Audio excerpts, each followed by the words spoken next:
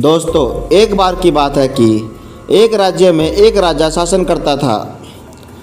वह राजा हर सप्ताह पूरी शान शौकत से नगर में उसका जुलूस निकाला जाता था, जहाँ पर राजा उसके दर्शन किया करते थे। एक दिन एक नन्हा चूहा उसी रास्ते से किनारे किनारे कहीं जा रहा था, जहाँ राजा का जुलूस निकलने वाला था। वह चूहा था तो छोटा, मगर उसका घमंड बहुत ही बड़ा था और वह खुद को ही महान और शक्तिशाली समझता था। कुछ देर बाद उसी रास्ते से राजा का बहुत बड़ा जुलूस निकला, जिसे देखने के लिए काफ़ी भीड़ लगने लगी। राजा अपने पूरे दल बल के साथ था। उसके सैनिक उसे घेरे हुए थे। कई मंत्री और अंचुर उसके पीछे थे। वह एक विशाल शाही हाथी पर सवार था। हाथी शाही और बहुत ही विशाल था, इसलिए उसे बहुत ही अच्छा तरीक़ा से सजाया गया था और उसकी शान देखने लायक भी बनती थी। जुलूस में हाथी के साथ एक शाही बिल्ली और एक कुत्ता भी था। राजा का जुलूस देखने के लिए बहुत ही भीड़ इकट्ठा हो गई और राजा के साथ साथ उसके शाही हाथी की भी प्रशंसा कर रहे थे।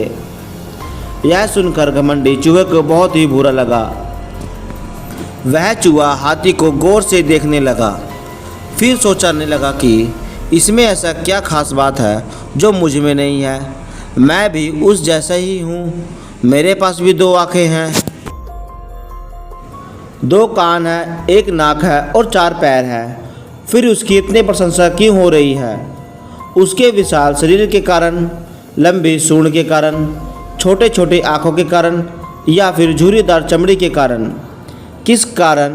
एक बार तुम लोग मुझे देख लो, उस हाथी को भूल जाओगे। मैं हाथी से ज़्यादा महान हूँ। चूहा ये सब सोच ही रहा था कि शाही बिल्ली की नज़र उस पर पड़ गई और उसकी लाट टपक गई।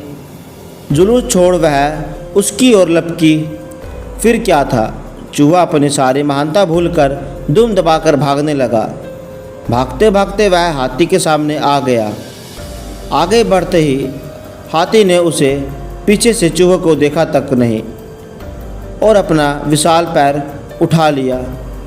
चूहा उसके पैर के नीचे कुचलने ही वाला था, मगर किसी तरह उसने खुद को बचा लिया। वहाँ से चूहा बचा तो खतरनाक कुत्ता सामने ही था, जो उसे देखकर भौंकने लगा।